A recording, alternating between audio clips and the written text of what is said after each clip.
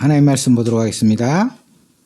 하나님 말씀 창세기 22장 1절로 14절입니다.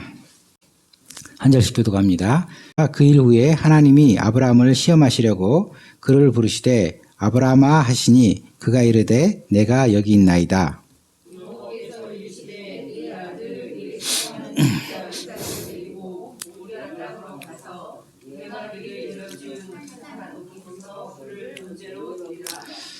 아브라함이 아침에 일찍 일어나 나귀 안장을 지우고 두 종과 그의 아들 이삭을 데리고 번제에 쓸 나무를 쪼개어 가지고 떠나 하나님이 자기에게 일러주신 곳으로 가더니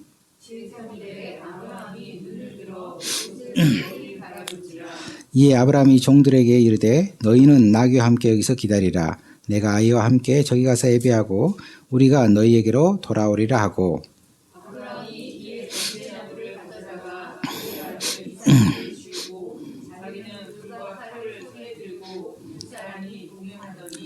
이삭이 그 아버지 아브라함에게 말하여 이르되 내 아버지 하니 그가 이르되 내 아들아 내가 여기 있노라. 이삭이 이르되 불과 나무는 있거니와 번제할 어린 양은 어디 있나이까. 내 아들아 번제할 어린 양은 하나님이 자기를 위하여 친히 준비하시리라 하고 두 사람이 함께 나아가서 하나님이 그에게 일러주신 곳에 이른지라. 이에 아브라함이 그곳에 제단을 쌓고 나무를 버려놓고 그의 아들 이삭을 결박하여 제단 나무 위에 놓고 그의 아들을 잡으려고 하니 여호와의 사자가 하늘에서부터 그를 불러 이르시되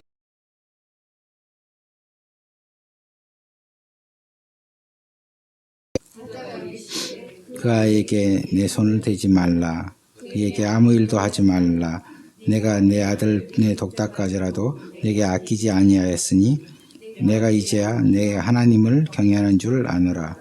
아브라함이 눈을 들어 살펴본즉 한 순양이 뒤에 있는데 뿔이 수풀에 걸려 있는지라. 아브라함이 가서 그 순양을 가져다가 아들을 대신하여 번제로 드렸더라. 다 같이 아브라함이 그 땅 이름을 여호와 이레라 하였으므로 오늘날까지 사람들이 이르기를 여호와의 산에서 준비되리라 하더라. 아멘. 기도하겠습니다. 사랑이 많으신 아버지 하나님, 또 말씀 앞에 서며 주께 간구합니다. 아버지 하나님, 이 시간에 기도하오니 우리 심령이 기경한 준비된 부드러운 옥토밭이 되어서 주의 말씀의 씨앗이 우리의 심령 가운데 잘 심겨질 수 있도록 역사하여 주시옵소서. 성령 하나님께서 이 시간에 저희들 심령과 예배 가운데 충만 임재하여 주셔서 악한 사탄마귀 세력이 우리의 마음밭에 뿌려진 말씀의 씨앗을 빼앗아가지 못하도록 주께서 지키고 보호하여 주시옵소서. 아버지 하나님, 말씀은 능력이 오니 우리의 주었던 영혼들이 주여 간절히 바라고 나옵기는 말씀으로 인하여 이 시간 거듭나도록 주여 역사하여 주시옵소서. 아버지 하나님, 주의 말씀은 빛이 오니 우리의 생각과 우리의 심령이 어두운 곳에 헤매는 것이 아니라 주의 말씀의 빛으로 환하고 진리 가운데 거하여서 주의 말씀의 보화 가운데 늘 거하도록 은혜를 다하여 주시옵소서. 주의 말씀은 생명의 양식이 오니 우리의 영혼이 핍절하거나 궁핍하거나 힘이 없는 게 아니라 말씀으로 말미암아 새 힘을 얻고 능력을 얻고 강건해지며 어떤 악한 세력의 괴계까지라도 물리칠 수 있는 능력을 말씀으로 말미암아 힘입을 수 있도록 주의 역사하여 주시옵소서. 아버지 하나님, 우리는 참으로 말씀을 들을 때 기쁩니다. 사슴이 시냇물을 쫓아 갈급하여 쫓아가다가 헤매이다가 샘물을 발견하고 그리고 마시며 기쁨을 누리는 것처럼 우리가 주의 진리 가운데 거함으로 말미암아 우리의 영혼이 참으로 기쁠 수 있도록 주께서 역사하여 주시옵소서. 아버지 하나님, 말씀이 우리를 새롭게 하고 거듭나게 하며 능력 있게 하며 새롭게 하는 것을 믿사오니 그의 말씀의 역사가 우리 삶 가운데 계속되도록 주여 능력을 행하여 주시옵소서.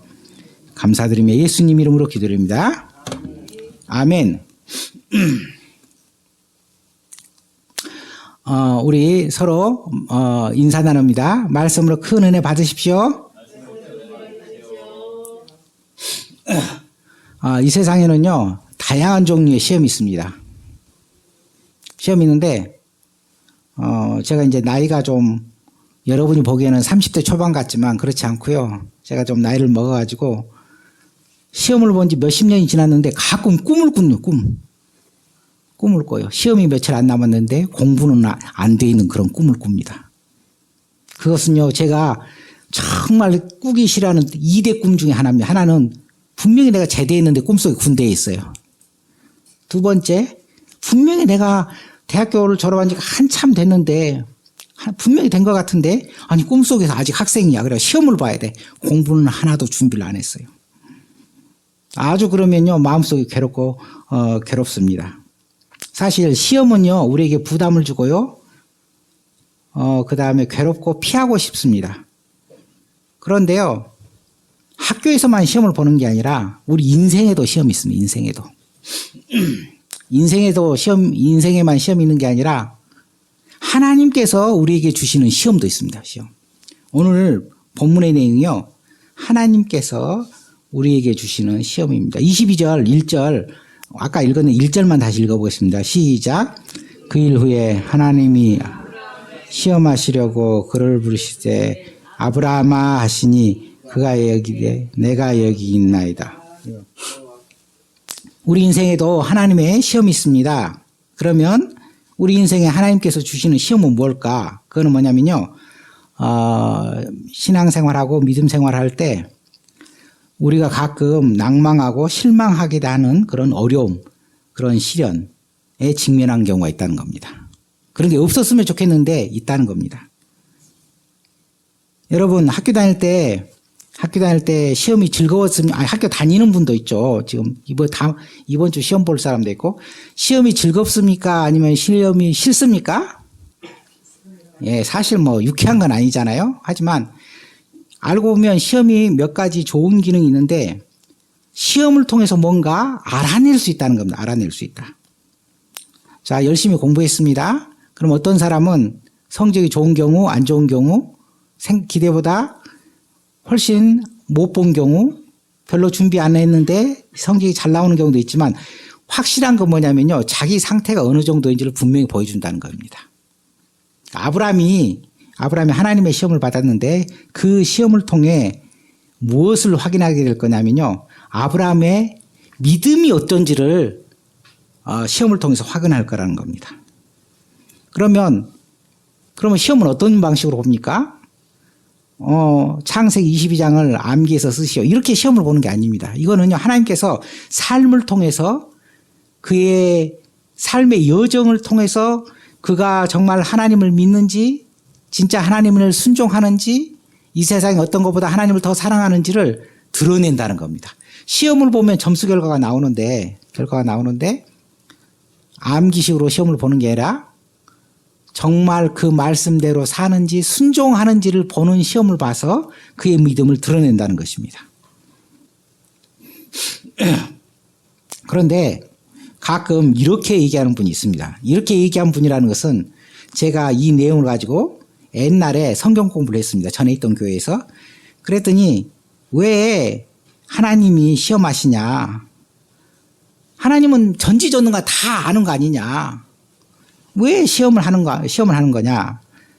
하지만요, 그분이 그렇게 말하고 있을 때, 그러니까 사실은 하나님께서 우리를 시험하는 그런 주권적인 것에 대해서 좀 마음에 안 드는 겁니다. 한마디로 말해서. 근데요, 그분은 그때 무슨 시험을 준비하고 있냐면요, 운전면허 시험을 아주 열심히 준비했는데 2번을 떨어졌어요. 그래서, 저도 운전면허 시험을 한번 떨어졌거든요. 2번씩 떨어지나. 그런데 되게 열심히 공부를 해요. 그러니까 자기는 운전면허가 아니라 공인중개사예요. 제 잘못이에요. 공인중개사. 근데 자기는 세상이 자기에게 주는 시험은 아무 불평불만 없이 열심히 공부를 합니다. 열심히 준비를 합니다. 알고 보면 학교 왜 다닙니까? 학교에 여러 가지 다니는 목적이 있는데 시험 잘 보려고 다니는 목적도 있습니다. 그러니까 사람들은요, 세상이 부과하는, 학교에서 부과하는, 국가가 부과하는 시험은 엄청 열심히 준비를 합니다. 엄청. 우리 이 건물 있잖아요. 프리미어 건물. 이 건물이 프리미어 빌딩이라는 이름을 가진지는 아시죠? 예. 하여튼 이 건물에 약 3분의 2 정도는 학원이 있어요. 학원. 이 건물 안에. 이 학원의 학생들이 뭐하러 다닐까요? 시험 잘 보려고. 시험 잘 보려고. 뭐냐면요, 사람은 본능적으로 굉장히 시험을 잘 보려고 열심을 다합니다. 실제로요. 굉장히 열심히 다합니다. 그런데요, 이것보다 훨씬 더 중요한 인생의 시험, 하나님의 시험이 있다는 겁니다. 그럼 어떻게 해야 되겠습니까? 우리가 잘 준비해서 그 시험을 통과함으로 말미암아 하나님께서 우리에게 주시는 복을 누릴 수 있어야 돼요. 누릴 수가. 그냥 학교 시험은 죽으라고 공부하고 그냥 남 말이 아니라 제 말이기도 합니다. 제가 정말 옛날에 열심히 공부하고 써먹지 못한 거 거의 못 써먹어. 고등학교 때 수학. 여러분 잘 모르겠지만 수학 정석이라는 책이 이따만한 두꺼운 게 있는데요. 그걸 한 서너 번 풀어, 서너 번. 그 노력 갖고 정말 다른 걸 했으면 내가 성공했을 것 같은데, 사람들이 중고등학교 때 다닐 때 엄청나게 수학을 열심히 공부하고요. 그 수학농의 1%라도 써먹는 사람은요, 대한민국에 1%도 없어요. 1%도. 200명에 한 명도 안 돼. 그런데요, 그렇게 학교에서 수학 공부는 열심히 준비하는데 하나님께서 우리 인생을 통해서 어떤 시험을 부과하고 있는데 그 시험에 대해서 잘 알고 준비하고 대비하고 그걸 하나님께서 기뻐하시는 결과를 내면서 그 시험에 통과하리라고 결심하거나 준비하는 사람은 별로 없다는 겁니다. 엄청나게 중요한데. 그러니까 오늘 있잖아요. 정말 세상에서 자기가 옛날에 공부할 때 정말 준비했던 과목 있잖아요. 내가 정말 열심히 준비했던 거. 좀 이렇게 성경 공부를 하면 나는 뭐 어떤 사람은 나는 물리를 그렇게 열심히 준비했어. 나는 뭐 수학을 열심히 준비했어. 나는 뭐 국어를 열심히 준비했어. 난 공부 안 했는데 국사가 재밌더라. 그래서 다른 거 다 포기하고 국사만 했어. 뭐 어떤 한 과목 정도를 열심히 했잖아요. 그러면 그것보다는 더 열심히 하나님이 우리에게 주시는 시험에 대해서 알고 그걸 잘 준비하고 그걸 잘 통과할 수 있도록 그것을 기도하고 준비를 해야 된다는 것입니다.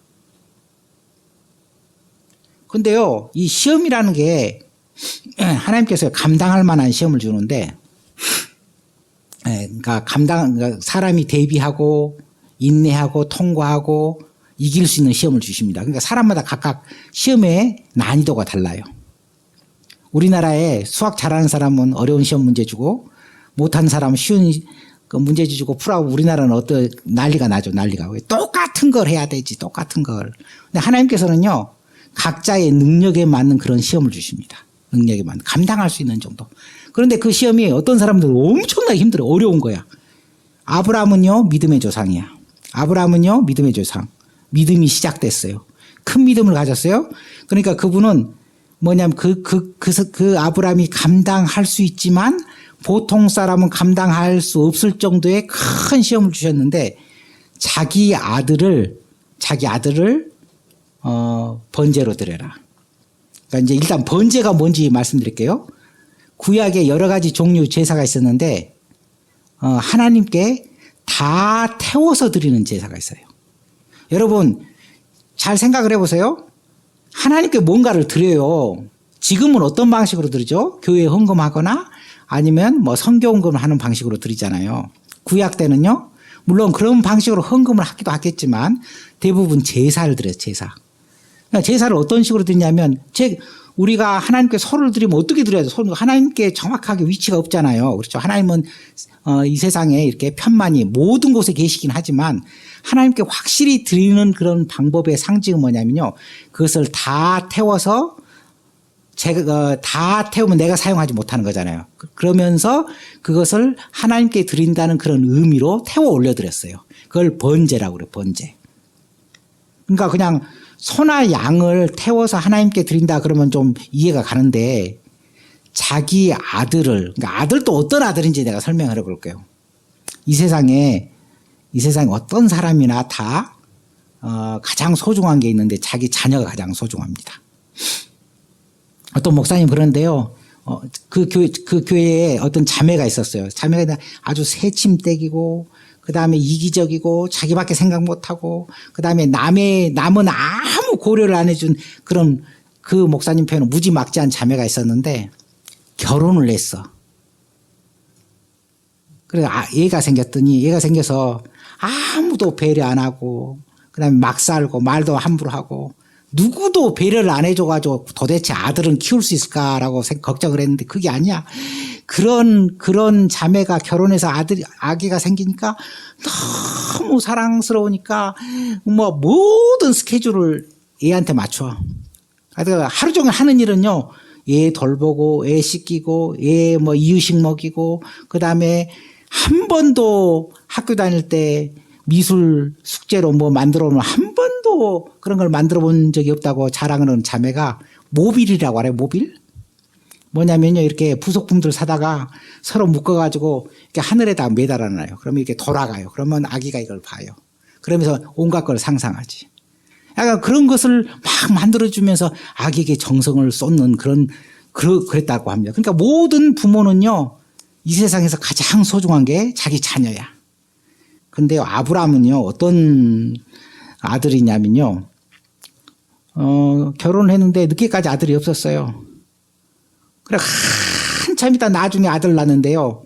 너무나 드라마틱하게 99살도 아니고 101살도 아니고 하나님께서 딱 100살에 아들을 줬어요. 얼마나 소중할까요? 있잖아요. 이거는요. 말로 표현 안 되고요. 자녀를 가지고 키워본 사람만 알 수 있는 그런 소중함입니다. 소중함. 그런데 하나님이 주는 시험은 뭐냐면요. 자녀를 얼만큼 사랑하는지를 쓰고 그보다는 하나님을 더 경외하고 사랑한다는 것에 관해서 쓰시오. 이런 시험이 나오는 게 아니라 행동을 해야 돼. 행동. 자기 아들을 데려다가 번제로 이렇게 제사로 드리라는 겁니다.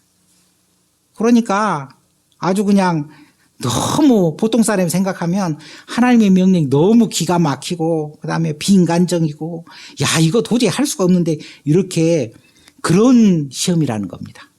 이렇게 능동적으로 이렇게 하나님께 무지막지한 것을 해야 한다는 그런 능동적인 시험도 있지만 보통 사람들은요 시험이 어떤 형식으로 나오냐면 일이 안 풀려. 그래가지고 뭐만 하면 안 돼. 뭐만 안 돼요. 그리고요 뭔가를 큰 것을 놓치거나 아픈 경우가 있어요. 이번 주 목요일 날 제 동기 목사님이 양평의 교회에 입당 예배를 드렸어요. 입당 예배. 그 목사님은 송파 오금동에서 개척을 했는데 이제 녹화되고 있으니까 너무 자세하게 말하면 안 될 것 같아요. 제가 추상적으로 얘기할 거예요. 여기까지만 구체적으로 하여튼간에 그분 사모님이 어느 날 갑자기 암 판정을 받았어요. 근데 암이 너무 늦게 발견된 거예요. 너무 늦게. 병원에서는 기간은 말씀 안 했는데 약간 뭐 요즘 표현을 하면 뭐 약간 사망 선고라고 해야 하나요? 근데 여하튼간에 돌아가시진 않았지만 회복할 수 없다. 목사님이 그 얘기를 듣고 너무 충격을 받았어요. 사모님이 몸이 안 좋다는 건 알고 있는데 그래서 어디가 좀 안 좋은가 했더니 갑자기 돌아가신다고 그러니까 너무 충격을 먹어가지고 그 목사님이 공황장애 걸렸어요. 공황장애. 그리고요, 아이고 이렇게 막 그래도 본인이 예배 시간에 이렇게 간증한 거니까 제가 그냥 간증을 듣고 얘기하겠습니다. 내밀하게 얘기한 걸 제가 여기서 공개한 건 아니고요. 그분이. 그랬더니요, 너무 충격을 막 공황장애가 가지고 그다음에 음식을 못 먹는 겁니다. 음식만 못 먹는 게 아니라 물도 못 마셔. 물만 마시면 토하는 거예요. 그래서 아무것도 못 먹고 불과 하여튼간에 듣기는 들었는데 제가 녹음도 해왔는데 기간은 정확지 않은데 한 3, 4개월 정도 지나니까 몸이 80 몇 킬로에서 41킬로까지 빠져버려요. 절반이 빠져버렸어요. 그리고 그 목사님이 이제 기운이 없어 가지고 어디 노회 같은데 목사님 모임에 가잖아요. 인사드리면 사람들이 인사를 하다가 못 알아보는 거예요. 갑자기 막 두세 달 만에 이렇게 쏙 빠져. 그래가지고 저 누구 목사입니다 보면 가만히 보다가 나 또 알아보는 거예요. 그러면서 너무 얼굴이 상하고 그냥 뼈만 남고 절반 몸이 이렇게 상했으니까 막 목사님들이 붙잡고 알아보고 우는데 울어. 보통 같으면 아이고 좀 건강을 회복하셔야 될 텐데요. 아이고 사모님 편찮으셔야 되는데 요즘 어떠세요? 이렇게 말하는 게 아니라 너무 충격 먹어가지고 다른 목사님들이 위로를 못하고 그 자리에서 같이 울었다고 합니다. 그러니까 하나님이 우리에게 부과하는 시험은요, 가끔은 보면 너무 충격적이야. 너무 감당하기 힘들 때가 있어. 여러분 있잖아요. 감당할 만한 시험. 그러니까 다 각자의 믿음에 따라 시험을 부과할 테니까 너무 두려워하지 마십시오. 예. 좀 하나님께서 아브라함처럼 크게 사용하시고 그다음에 큰 믿음의 지도자가 될 분은 큰 시험, 어려운 시험을 부과하고요. 그다음에 초등학생들은요, 초등학생에 맞는 시험을 부과하겠죠. 갑자기 초등학교 한 4학년한테 뭐 사법고시 문제를 보면서 왜 이걸 못 푸냐고 그렇게 혼내시는 그런 분이 하나님께서는요, 우리의 상황을 아시고 우리의 믿음의 상태를 아시고 여러분에게 적절한 시험으로 훈련하실 것입니다. 그러니까 이 간증으로 너무 두려워하지 마십시오. 가서 빨리 나도 암 검사를 좀 해봐야겠다 이렇게 생각하실 필요는 없습니다. 약간 근데 그 목사님은 하나님께서 크게 쓰시려고 그런지 그렇게 큰 시험을 허락하셨어요. 너무 몸이 안 좋아. 그래서 사모님이 몸이 안 좋아서 지방으로 어떤 병원으로 우리 교단의 어떤 집사님이 원장으로 계시는 그 병원에서 목사님이 돈이 없으니까 내려와서 치료를 받아라. 돈은 내가 해결을 하겠다. 그래서 그 목사님이 해줘가지고 지방 아마 하동으로 알고 하동으로 내려갔습니다. 내려갔는데 이제 내려가면서 목사님이 목회를 뭐 한 3개월에서 5개월 정도를 이렇게 안식년으로 치료받는 기간으로 교회 허락을 받고 내려가는데 성도들이 와가지고 이제 환송을 하잖아요. 잘 다녀오시라고 그러는데 갔다 와서 이렇게 아무래도 사모님이 돌아가실 것 같으니까 성도들이 인사를 하는데 거의 뭐 돌아가실 거니까 마지막으로 뵙는 그런 인사를 하더래요. 펑펑 울면서. 그리고 목사님은 그렇게 생각했다. 이게 내려가면 내려가면 사모님은 못 올라올지 모른다 이렇게 생각을 했다고 합니다. 근데 그 사모님은요, 내려가는 차 속에서 딴 생각을 하고 있었어요. 아무래도 내가 천국에 가기 전에 목사님이 먼저 돌아가실 것 같다. 왜냐면 80kg가 한 서너 달 만에 40kg가 돼버렸으니 뭐 자기가 보기에 돌아가실 것 같아요. 그래서 거기 수첩에다가 만약에 목사님이 먼저 돌아가시면 어떻게 장례를 칠 건가 계획을 세워 수첩에다가. 아무래도 누구한테 장례는 부탁하고 그다음에 뭐 상조가 오면 돈은 어떻게 치르고 그다음에 뭐 그래가지고 노트에다 적었어요. 그러니까 내려가면서 두 분이 내가 먼저 천국에 갈지 아내가 먼저 천국에 갈지 그렇게 내려갔다고 합니다. 그 소식을 제가 언제 들었냐면요. 2020년도 가을쯤에 들었어요. 가을쯤에. 그래서 제가 너무 마음이 무거워서 이렇게 자세하게 안 건 아닙니다. 이번에 간증 때 자세하게 알고 하여튼 개괄적으로 알고 개척했을 때 새벽에 기도할 때 함께 기도했습니다. 딱 두 가지 기도했는데요. 사모님이 낫게 해주시고 교회를 다시 세워달라 이렇게 기도했습니다. 솔직히 기도할 때요. 좀 두려웠어요. 두려워. 제가 오랫동안 기도하면서 그 소식을 알고 있는 분들한테 전화를 안 했어요. 갑자기 사모님 돌아가시다고 저도 너무 놀랄 것 같아가지고 애초에 기도는 했는데 약간 좀 두려웠습니다. 한 1년 정도 기도하는데요. 계속 기도한 건 아닙니다. 일주일에 한 번 정도는 기도했어요. 금요철에나 새벽에. 그래서 작년에 전화를 했거든요. 아이고, 그 사모님 엄청 아프실 텐데 요즘 어떠냐고 그러니까 제 친구 최강기 목사님은 고 목사님은 내가 말 안 했나요? 그 사모님 다 나와가지고 서울 올라왔는데.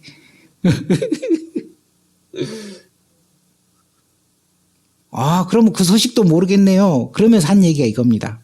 하동에 가서 치료를 받으면서 그 근처에 있는 교회에 이제 출석을 했습니다. 그러니까 교회에. 근데 이제 병원에 있는 그 병실에 있지 않고 그 원장님 되시는 분이 따로 이렇게 숙소를 마련해 주셨어요. 그래서 거기서 숙소에서 쉬고 그 다음에 그 근처 교회 예배에 참석했는데 하루는 수요예배 끝나는데 그 교회에 사모님이 부르더래. 목사님 끝나고 찬 한 잔 들고 가시라고. 그래서 가서 하는데 어떤 권사님이 오셨어요. 그래서 그 권사님을 소개해 줬는데 그 권사님은 작은 교회를 돕는 그런 작은 교회 살리기 운동하는 그런 권사님이었습니다. 그러면서 이렇게 교회 사정을 잘 듣고 갔다고 합니다. 그리고 몇 개월 있다 그래서 그 권사님이 다시 찾아왔는데 하나님께 응답을 받았다고 목사님 교회 건축하는데 헌금하겠다고. 그래서 이제 그런가 보다 했는데 헌금 금액이요. 7억이나 된다. 7억. 깜짝 놀랐죠. 아무도 안 놀래네. 나는 놀랬는데. 딱가 7천만 원어치로. 그런데 이제 원래 교회가 원래 송파에 있었는데 목사님이 아프니까 양평으로 이제 요양겸 하면서 가면서 교회 상가 한 칸 그걸 뺐어요. 빼고 이제 집에서 예배를 드리는 겁니다. 그러니까 성도들이 한 12명, 13명 이렇게 예배를 드렸는데 이제 교회가 폐쇄된 건 아니고 상가만 빼고 목사님 댁에서 예배를 드리는데 어떻게 하다 보니까 이제 이렇게 흩어졌어요. 성도들이 한 서너 명 이렇게 남았다고 합니다. 서너 명. 그래서 교회 건축한다고 그 7억을 가지고 땅을 사고 건축을 하는데 돈이 좀 비었어요. 하다 보니까 처음에는 7억 안에서만 하려고 그랬는데 하다 보니까 조금씩 돈이 늘어나는 거예요. 무슨 진입로 공사도 해야 돼. 어디 허물어지니까 막아야 되지. 그러니까 이렇게 했는데 돈이 좀 부족한 겁니다. 그랬더니 맨날 돈이 없다, 괴롭다, 막 그런 성도들 맨날 기도 제목이 돈이 없습니다. 하나님이 채워주세요. 우리 맨 빚졌습니다라고 맨날 기도 제목 내던 성도 세 분이 1억 5천 헌금을 하셨다고 합니다. 깜짝 놀랐어요. 그 헌금한 이유는 뭐냐면, 하나님께서 우리 교회에 이렇게 복을 내리시는 거 보니까 우리도 복에 참여하겠다. 이렇게 했다고 합니다. 안 놀라네요? 그래가지고 공사를 하잖아요. 교회 건물을 공사를 하는데, 이제 교회 간판도 안 올리고 이제 공사를 하는데, 공사가 거의 1년 되는데 처음 공사 조금 했을 때 그래서 아직 교회라고 십자가도 안 올리고 간판도 안 올리고 뭐 그랬을 때 사람들이 건물이 특이하니까 와서 봐요. 무슨 건물이냐고. 그래서 교회라고 그러니까 너무 신기하게 생각하더니 다음 주 예배 시간에 찾아오더래요. 싫어. 그리고 사람들이 몇 사람 예배를 드리는데 은혜를 받았는지 조금씩 지나가지고 사람들이 따라와가지고 한 6개월, 7개월 하여튼간에 예배 시작한 지 정확히 얼마가 된지 모르는데요. 한 성도들 한 60명 출석한다고 합니다.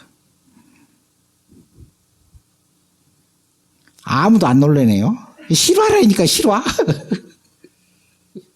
여러분 가끔 우리가 일이 풀리지 않거나 망한 것 같거나 큰 질병에 시달리는 것 같거나 그런 경우가 많이 있다는 겁니다. 사실 이거요, 하나님의 시험입니다. 여러분, 가끔 그렇게 고통이 있을 때 왜 하나님께서는요, 자기 백성의 고통, 자기 백성의 질병, 자기 백성의 괴로움을 왜 내버려 두십니까? 라고 생각하는데요. 그렇게 항의하는 사람도 있지만요. 사실 이게 하나님의 시험과 연단 과정이라는 겁니다.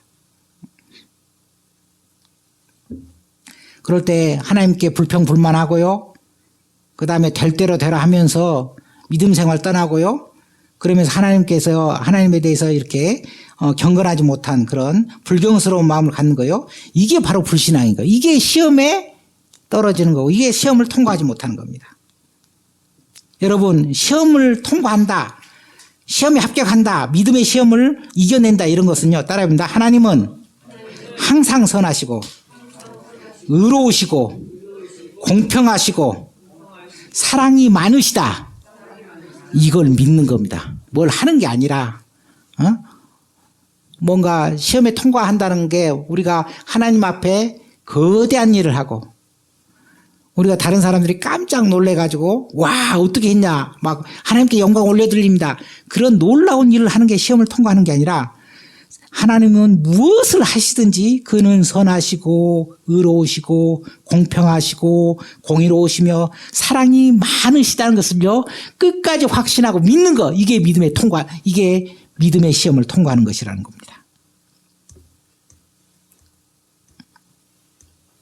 여러분, 이 아브라함은 처음에 그 명령을 들을 때는 괴롭겠죠. 성경에는 기록되지 않겠지만, 하지만 의심하지 않고 하나님 말씀을 순종함으로 말미암아 그 시험을 통과했습니다. 3절을 보니까 아브라함이 아침에 일찍 일어나 나귀 한 장을 쥐고 두 사람과 그 아들 이삭을 데리고 번제에 쓸 장작을 패고 떠나가서 하나님이 그에게 말씀한 곳으로 가니라. 아브라함은요, 아침에 일찍 일어나서 하나님의 말씀에 순종하기 위해서 필요한 것들을 다 준비해가지고 이삭과 함께 번제를 드리려는 준비를 다 해서 하나님의 명령대로 갔다는 것입니다. 이게 바로 순종함으로써 시험을 통과하는 것입니다. 아브라함이 이렇게 순종했는데요. 이 순종을 통해서 우리가 배울 수 있는 교훈이 있다는 겁니다.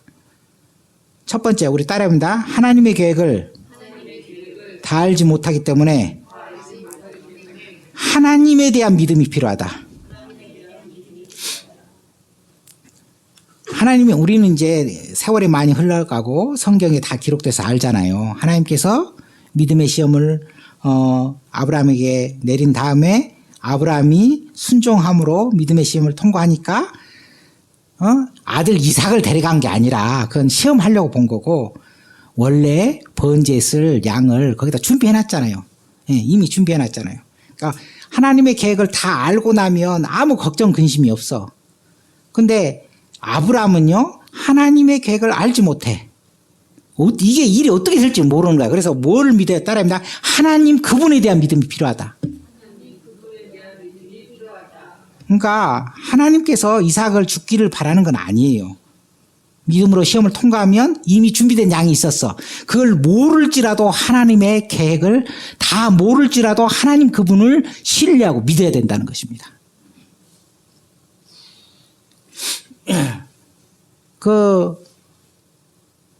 거기 입당 예배 참석한 분들 중에 뭐 저보다 조금 일찍, 저랑 비슷한 시기에, 아니면 제가 개척하기 한 3, 4년 전에 개척한 많은이 아니요, 몇 분의 목사님이 있었어요. 뭐라고 얘기했냐면요. 죽어라고 용쓸 거 없다. 하나님께서 건축하면 교회가 세워지는 거고, 하나님께서 성도를 보내시면 성도가 늘어나는 거고, 하나님께서 죽어라 그러면 죽은 척하면 하나님께서 다 일을 행하시는구나. 아니 정말 믿음이 생기더라니까. 믿음이 생겨요. 도대체 그 마음이 하동으로 떠날 때 그냥 사모님은 목사님 장례 준비 수첩으로 조용히 하고, 목사님은 야 가면 이제 사모님 나 혼자 올라오겠나 그렇게 생각하고, 그렇게 떠나는 마음이 얼마나 힘들었을까. 하지만요, 하나님께서는요, 죽음 직전까지라도 간 그 두 분을 건강하게 세우시고, 아니 가서 거기서 바베큐 파티를 하는데요. 아이고, 1, 2년 전에, 불과 2년 전에 죽음 직전까지 갔던 분이라는 것을 전혀 알 수 없이 희낙낙하고 장난치고 고기 굽는데요. 너무 기쁘고요. 아니 제가 우간다 가갖고 예배를 드렸는데, 저는 물론 한인교회에서 예배를 드렸는데 우간다 예배 드리는 광경을 조금 이렇게 관찰할 수가 있었어요. 관찰할 시간이 있었는데, 아니 우간다 사람들은, 그러니까 모든 교회가 그런 건 아닙니다. 엄숙하게 예배 드리는 교회도 있는데, 또 어떤 교회는요, 찬양을 하면 다 일어서서 막 춤을 춰요. 빙글빙글 돌면서 이렇게 춤을 춰요. 그래가지고 좀 약간 기분이 안 좋더라고요. 예배를 경건하게 드려야 되지. 왜 이렇게 예배 시간에 일어서서 춤을 추냐. 그랬는데, 제가 이번에 거기 가가지고 그 간증을 듣고 나고 예배를 드리는데 가만히 앉아 있을 수가 없더라고요. 나 일어서서 춤을 추고 싶더라니까요. 옛날에 어떤 기도원에 갔는데, 그 기도원에 찬양 인도하시는 분이 야간 제가 확인을 한 건 아니고, 제가 졸업장을 확인한 분 아닌데, 어떤 분이 그래요. 저분이 서울대 음대 나왔대. 서울대 음대 찬양 인도하는 분이. 야, 그래서 내가 여기 찬양 수준이 엄청나게 좋겠다. 찬양 인도가 어마어마하게 좋겠구나 했는데, 예배 시작하고 찬양하는데 꽹과를 막 쳐버리고 쾅쾅쾅. 왜 그러냐. 음정 박자 무슨 그런 게 있어야지. 왜 너무 마음 가운데 기쁨이 쏟아지니까 이런 식으로밖에 표현을 할 수가 없대요. 나 그게 이해가 가더라니까요. 왜 예배 시간에 일어나서 막 빙글빙글 돌면서 춤을 추면서 하나님께 찬양을 올려드린지 정말 내가 그렇게 하고 싶고요. 정말 찬양하는데 꽹과리를 치면서 이 기쁨과 이 하나님께 영광을 올려드리는 내가 꽹과리를 쳐야겠다. 그런 생각이 내가 정말 들었습니다. 여러분, 하나님의 계획을 다 알지 못하지만요, 우리는요, 하나님을 믿어야 되고요. 하나님께 찬양해야 되고요. 하나님께 감사해야 되고요. 하나님께서 놀라운 계획을 가지고 계십니다. 그걸 믿으시기를 축원드립니다. 여러분 또 뭘 배워야 되냐면요. 하나님의 축복. 하나님의 축복은 뭐였죠?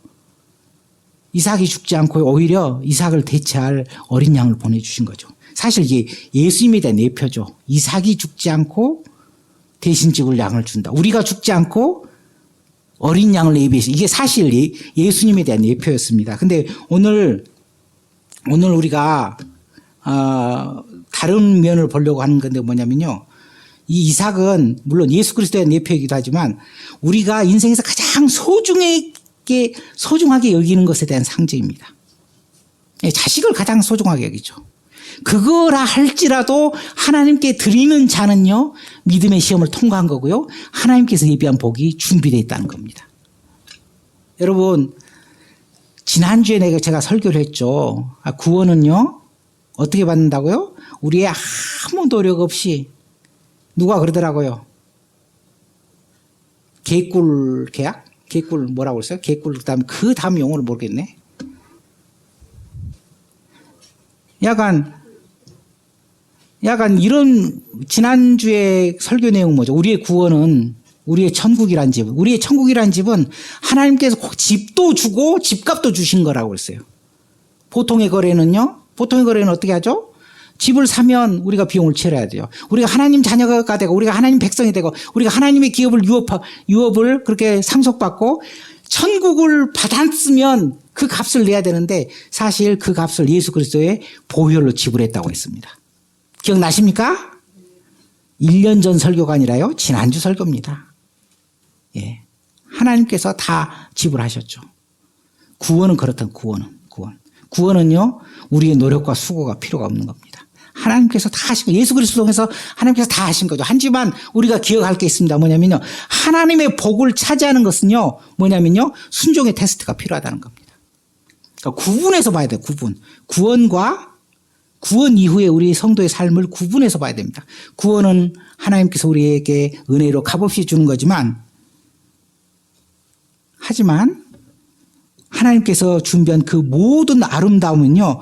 우리가 믿음의 시험을 통과할 때 하나님께서 우리에게 복을 주신다는 것입니다.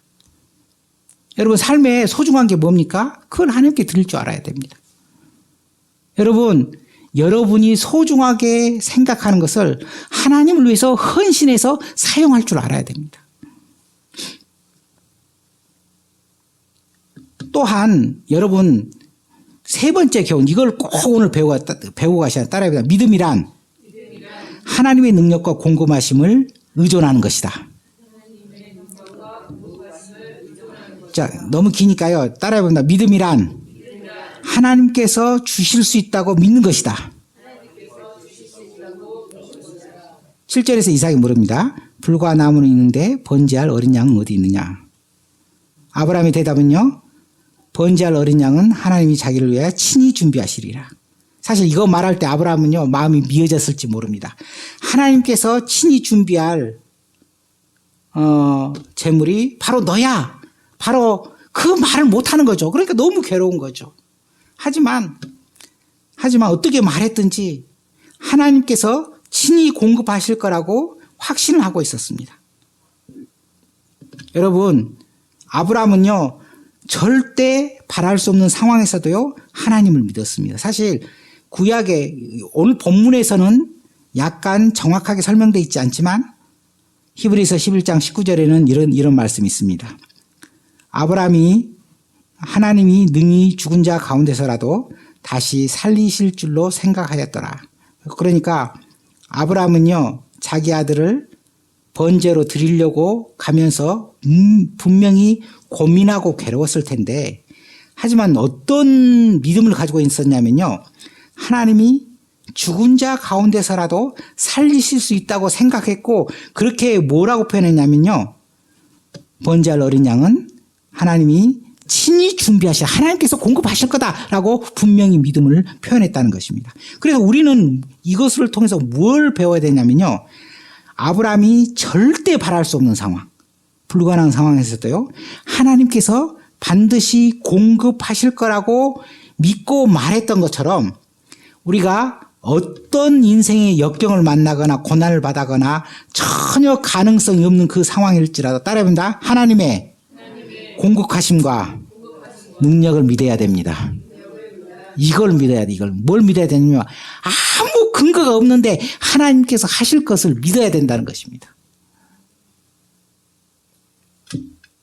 여러분 어떤 위기 상황에서도요 하나님께서 하시고자 하는 일은요 무엇이든지 다 일어날 것입니다. 여러분 죽은 자 소생시키신 거 저희 아버지 저희 친아버지가 한때 여하튼간에 병원에서는 사망진단서가 나왔지만 기도할 때 일어났다고 간증한 거 제가 해드렸죠. 모든 죽은 자가 다 일어난다는 게 아니라 하나님께서 하시고자 하는 일은 다 할 수 있다는 것입니다. 여러분 혹시라도 병의 고통 가운데 있거나 아니면 재정적으로 힘들거나 뭐 여러 가지가 있겠죠. 뭐 가정이 깨어졌거나 아니면 여러 가지 어려움이 있겠죠. 저는 다 할 수 없습니다. 하지만요 회복하실 능력이 오직 주께 있다는 것을 믿으시기를 축원드립니다. 여러분 하나님의 시험 말고 우리가 왜 시험을 보죠? 왜 운전면허 시험을 보죠? 운전을 할 수 있는 능력을 확인하기 위해서입니다. 우리 같이 전에 예배드린 황석조 목사님이 필리핀에서 운전면허를 따러 갔는데 거기 우리나라는 좀 잘 사니까 운전면허 운영하는 기관들의 그 직원들의 월급을 다 줄 수가 있어요. 필리핀은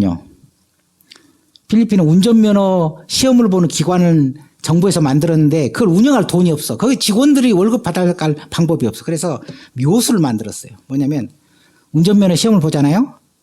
그래서 운전면허 시험 값만 시험 대금만 납부한 사람은 자기가 시험을 봐야 돼. 자기가.